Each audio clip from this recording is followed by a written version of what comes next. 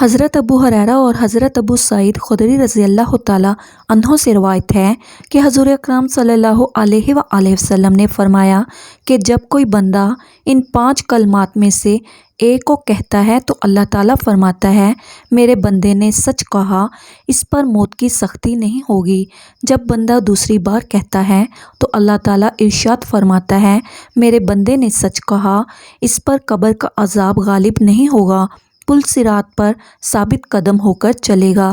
جب بندہ تیسری بار کہتا ہے تو اللہ تبارک و تعالیٰ ارشاد فرماتا ہے میرے بندے نے سچ کہا، اس پر میزان عمل آسان ہوگا۔ اور جب بندہ چوتھی مرتبہ کہتا ہے تو اللہ سبحانہ و تعالیٰ ارشاد بانی ہوتا ہے میرے بندے نے سچ کہا، تو میں اس کی اور اس کے والدین کی بخشش فرما دیتا ہوں، اگر ان کے گناہ سمندر کے جھاگ کے برابر کیوں نہ ہوں۔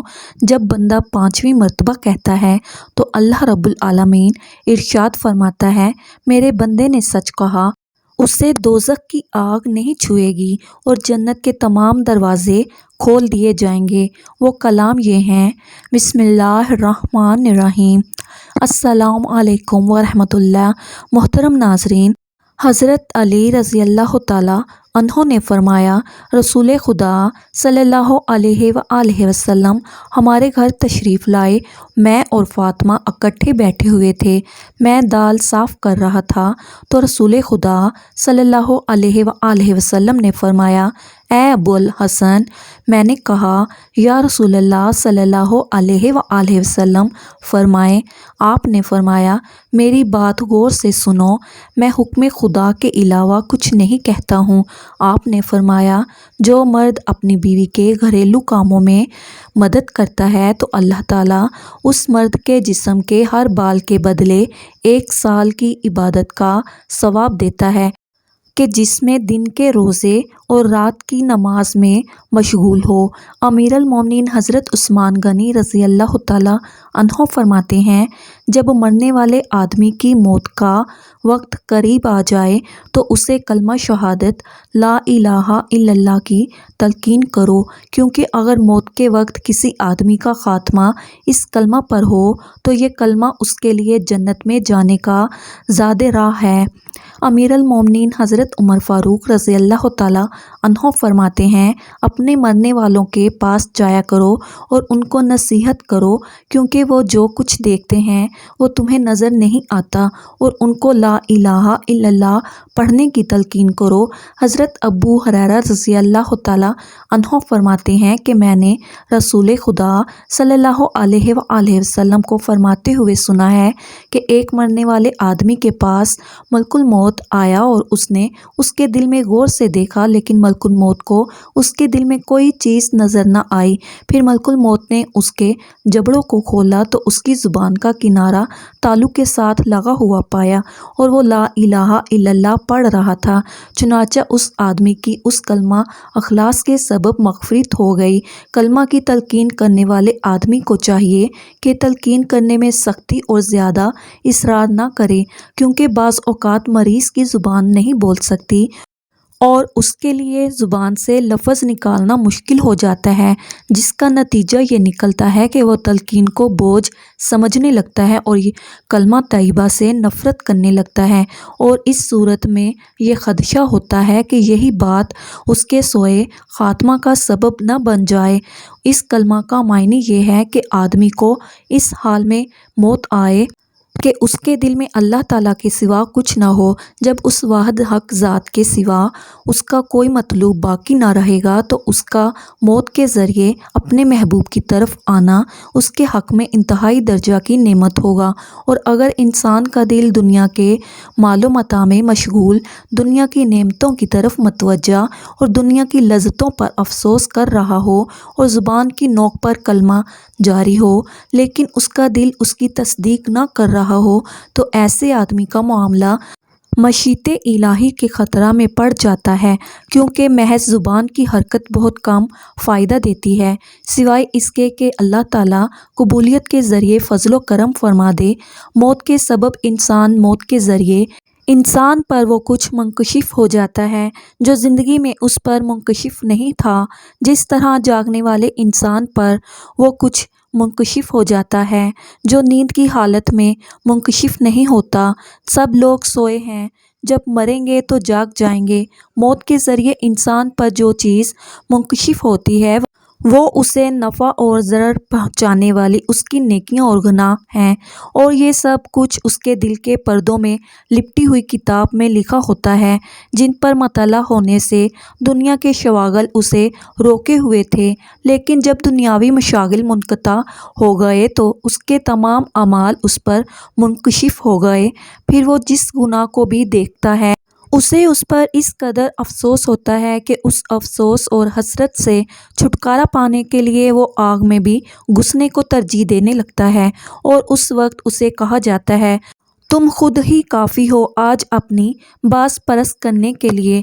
یہ سب کچھ روح کے بدن سے جدا ہونے کے ساتھ ہی دفن ہونے سے پہلے پہلے انسان پر منکشف ہو جاتا ہے، اور اس کے دل میں دنیا کی جدائی کی آگ بھڑک اٹھتی ہے۔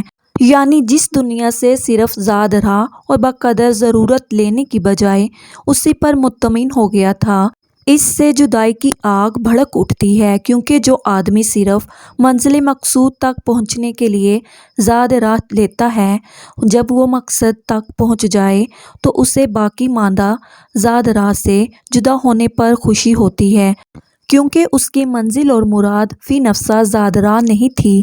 یہ اس آدمی کا حال ہے جو دنیا سے صرف بقدر ضرورت لیتا ہے اور اس بات کی خواہش رکھتا ہے کہ اس کی ضرورت ہی ختم ہو جائے تاکہ وہ دنیا سے مستغنی ہو جائے، کیونکہ اب اسے اپنی خواہش و چاہت مل گئی ہے اور وہ زاد راہ سے مستغنی ہو چکا ہے۔ غرض کہ عذاب اور تکالیف کی یہ عظیم اور بڑی اقسام دفن ہونے سے پہلے ہی انسان پر ہجوم کر آتی ہے۔ پھر دفن کے وقت ایک اور قسم کے عذاب کا سامنا کرنے کے لیے انسان کی روح کو بدن کی طرف لوٹایا جاتا ہے۔ البتہ بعض اوقات وہ عذاب معاف بھی ہو جاتا ہے۔ دنیا سے اطمینان پا کر اس سے آسودگی آرام حاصل کرنے والے کا حال اس آدمی کی طرح ہوتا ہے جو کسی بادشاہ کی عدم موجودگی میں اس بات پر بھروسہ کرتے ہوئے بادشاہ کی محفل، حکومت اور اس کی حریم یعنی اہل خانہ سے لطف اندوز ہوتا رہے کہ بادشاہ اس کے معاملے میں چشم پوشی سے کام لیتا ہے، یا اسے اس بات کا سہارا ہے کہ بادشاہ کو اس کے اس افعال کا علم نہیں ہے، لیکن بادشاہ اسے اچانک پکڑ لیتا ہے اور اس کے سامنے ایک رجسٹر رکھ دیتا ہے جس میں اس کی تمام فحاشات اور جرائم کا ذرہ ذرہ اور اس کا ہر قدم درج ہے۔ مزید برآں وہ بادشاہ بہت زیادہ غالب، صاحب تسلط، اپنی حرم کے لیے سلسلہ میں غیور، اپنی سلطنت میں جرائم کرنے والوں سے بدلہ لینے والا اور نافرمان لوگوں کے سلسلہ میں کسی سفارشی کی پرواہ نہ کرنے والا ہے۔ اب تم اس پر گرفتار ہونے والے آدمی کے متعلق غور و فکر کرو۔ اس پر بادشاہ کا عذاب نازل ہونے سے پہلے خوف، خجالت، حیا، افسوس اور ندامت کی وجہ سے اس مجرم کی کیا حالت ہوگی۔ غرض کہ ایک فاسق و فاجر انسان کی عذاب قبر کے نزول سے پہلے یہی حالت ہوتی ہے، جو دنیا سے دھوکہ کھانے والا اور اس سے اطمینان حاصل کرنے والا ہے، بلکہ موت کے وقت ہی اس کی حالت اس طرح ہو جاتی ہے۔ ہم ایسی حالت سے اللہ تعالیٰ کی پناہ مانگتے ہیں، کیونکہ رسوائی، فضیحت اور پردہ داری ہر اس عذاب سے بڑا عذاب ہے جو مار پیٹ اور زخم، ہتھیار وغیرہ کے ذریعے بدن پر آتا ہے۔ ایک حدیث پاک میں ہے کہ حضور اقدس صلی اللہ علیہ وآلہ وسلم سے مروی ہے، آپ صلی اللہ علیہ وآلہ وسلم نے فرمایا کہ جب اللہ تعالیٰ کسی بندے سے راضی ہو تو اللہ تعالیٰ فرماتا ہے اے ملک الموت، فلاں آدمی کے پاس جاؤ اور اس کی روح میرے پاس لاؤ تاکہ میں اسے راحت عطا کروں۔ میرے لیے اس کا یہی عمل کافی ہے کہ میں نے اسے آزمایا ہے اور اسے اسی طرح پایا ہے جس طرح میں چاہتا ہوں۔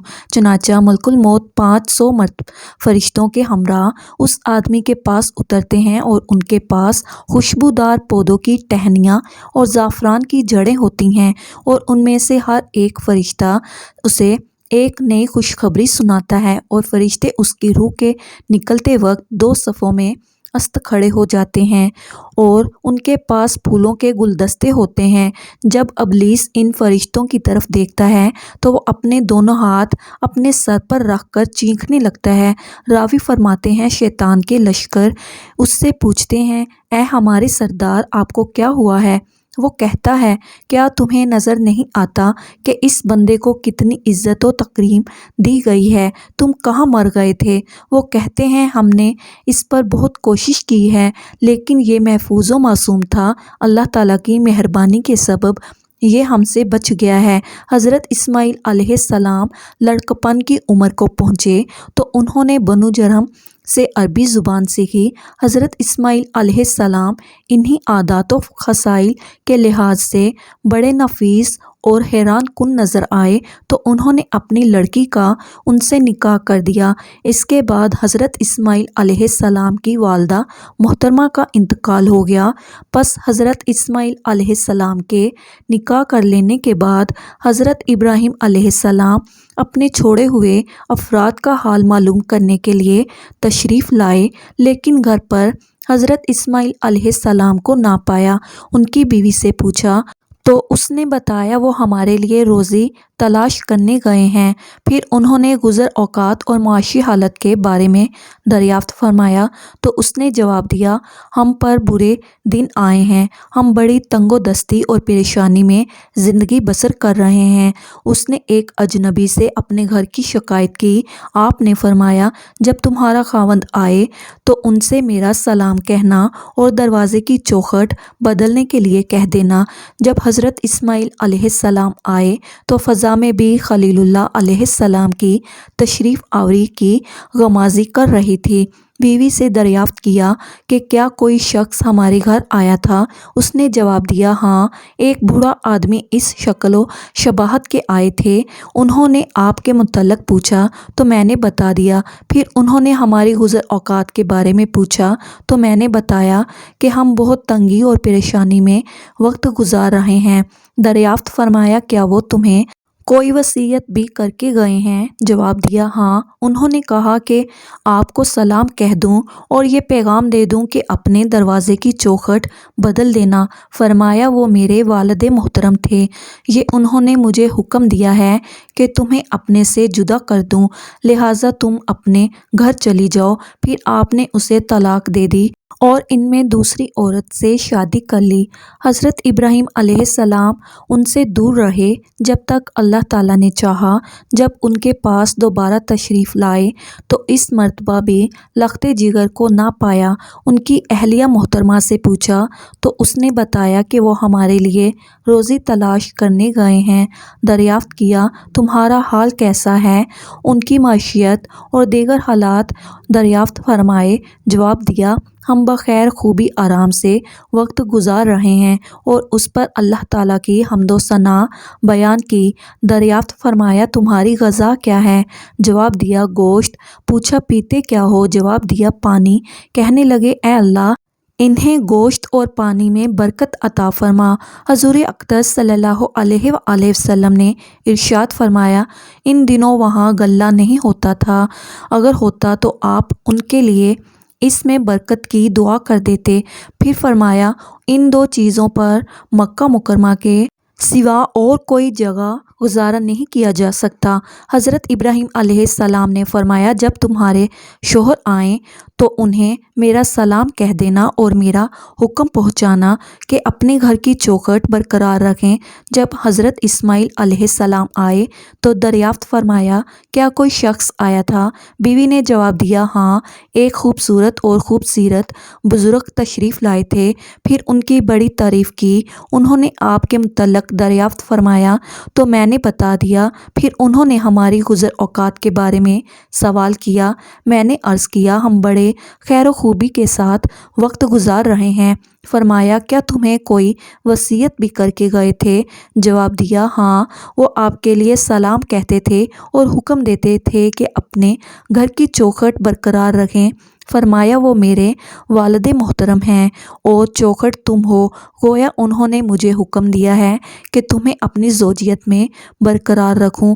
پھر حضرت ابراہیم علیہ السلام ایک عرصہ ان سے دور رہے جب تک اللہ تعالیٰ نے چاہا۔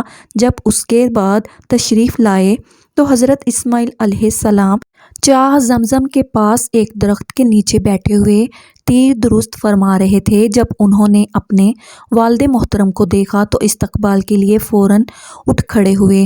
باپ نے بیٹے کے ساتھ شفقت فرمائی اور بیٹے نے باپ کے ادب و احترام کے تقاضے پورے کیے جو ایسے باپ اور بیٹے کے شایان شان تھے۔ فرمایا اے اسماعیل، اللہ تعالیٰ نے مجھے ایک کام کا حکم دیا ہے۔ عرض کی ابا حضور وہ کام ضرور کر گزریے۔ فرمایا مجھے تمہاری مدد کی ضرورت ہے۔ عرض کی میں آپ کی مدد کے لیے تیار ہوں۔ فرمایا مجھے اللہ تعالیٰ نے حکم دیا ہے کہ اس کا گھر تعمیر کروں۔ پھر اس ابھرے ہوئے ٹیلے اور اس کی حدود کی جانب اشارہ فرمایا۔ راوی کا بیان ہے کہ پھر دونوں حضرات نے بیت اللہ کی بنیادیں اٹھائیں۔ حضرت اسماعیل علیہ السلام پتھر اٹھا کر لاتے اور حضرت ابراہیم علیہ السلام تعمیر فرماتے، یہاں تک کہ جب بنیادیں زیادہ بلند ہو گئیں تو حضرت اسماعیل علیہ السلام اس پتھر کو اٹھا لائے اور دیوار کے ساتھ رکھ دیا تاکہ اس پر کھڑے ہو کر حضرت ابراہیم علیہ السلام تعمیر کرتے رہیں۔ پھر وہ تعمیر کرتے رہے اور یوں عرض کرتے رہے، اے ہمارے رب، ہم سے قبول فرما، بے شک تو ہی سنتا جانتا ہے۔ بخاری کتاب الانبیاء کی ایک روایت میں ہے کہ حضرت ابراہیم علیہ السلام جس پتھر پر کھڑے ہو کر تعمیر فرماتے رہے اس کو مقام ابراہیم کہا جاتا ہے۔ آپ نے جو کعبہ مشرفہ تعمیر فرمایا اس میں حتیم کی جگہ بھی شامل تھی جسے بعد میں قریش مکہ نے نکال دیا۔ حضور نبی کریم صلی اللہ علیہ وآلہ وسلم نے حضرت عائشہ صدیقہ رضی اللہ تعالیٰ عنہا سے فرمایا، کیا تم نے نہیں دیکھا کہ تمہاری قوم نے کعبہ مشرفہ کو تعمیر کیا تو حضرت ابراہیم علیہ السلام کی بنیادوں سے کم کر دیا ہے؟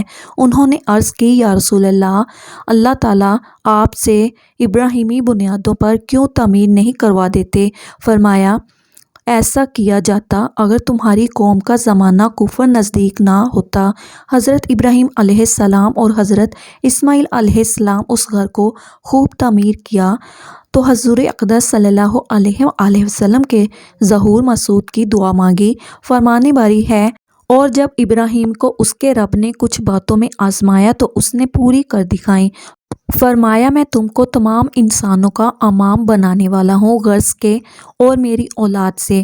فرمایا میرا عہد ظالموں کو نہیں پہنچتا، اور یاد کرو جب ہم نے اس گھر کو لوگوں کے لیے مرجع اور امام بنایا اور ابراہیم کے کھڑے ہونے کی جگہ کو نماز کا مقام بناؤ، اور ہم نے تاکید فرمائی ابراہیم اور اسماعیل کو کہ میرا گھر خوب صاف ستھرا کرو طواف والوں اور اعتکاف والوں اور رکوع و سجود والوں کے لیے۔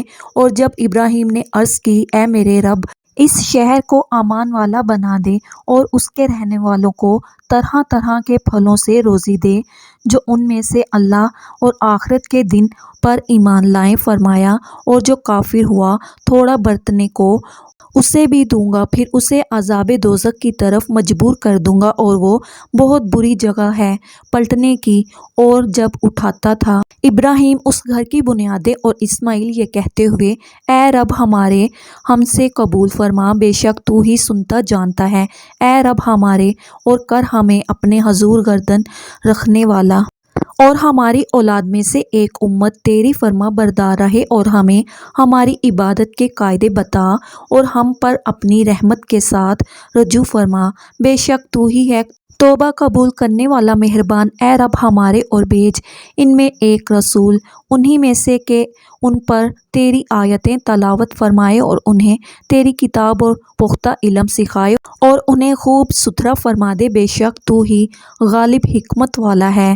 حضرت ابو ہریرہ رضی اللہ تعالیٰ عنہ اور حضرت ابو سعید خدری رضی اللہ تعالیٰ عنہ سے روایت ہے کہ حضور اکرم صلی اللہ علیہ وآلہ وسلم نے فرمایا کہ جب کوئی بندہ کہتا ہے لا الہ الا اللہ واللہ اکبر، اللہ کے سوا کوئی معبود نہیں اور اللہ بہت بڑا ہے، تو اللہ تعالیٰ فرماتا ہے میرے بندے نے سچ کہا، میرے سوا کوئی معبود نہیں اور میں ہی سب سے بڑا ہوں، اس پر موت کی سختی نہیں ہوگی۔ اور پھر جب بندہ کہتا ہے لا الہ الا اللہ وحدہ، اللہ واحد یکتا کے علاوہ کوئی معبود نہیں، تو اللہ تعالیٰ ارشاد فرماتا ہے میرے بندے نے سچ کہا، میرے سوا کوئی معبود نہیں اور میں یکتا تنہا ہوں۔ اس پر قبر کا عذاب غالب نہیں ہوگا، پل صراط پر ثابت قدم ہو کر چلے گا۔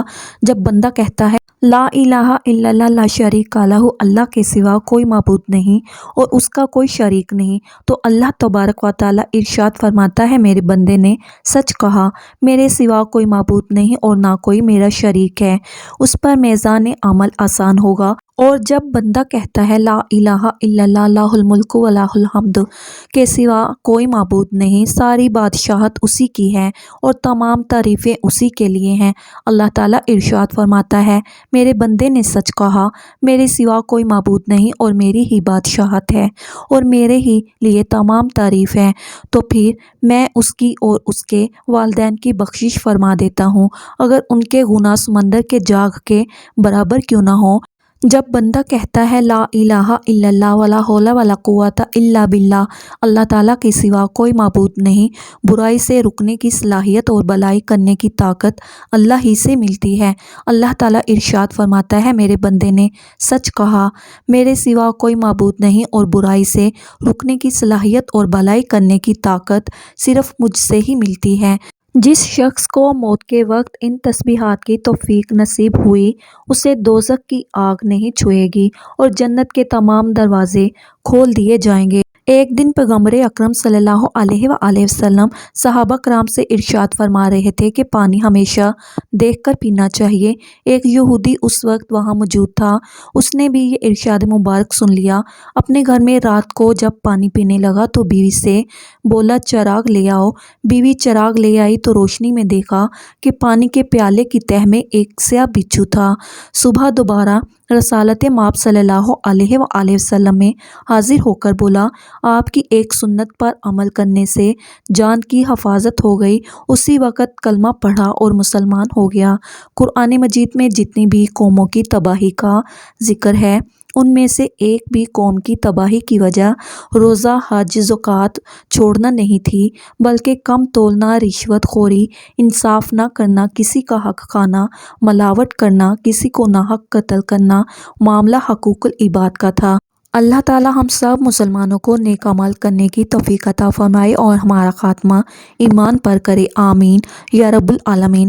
محترم ناظرین، کمنٹ باکس میں اللہ تعالیٰ کے 99 ناموں میں سے ایک نام ضرور ٹائپ کیجیے گا۔ شکریہ، اللہ حافظ۔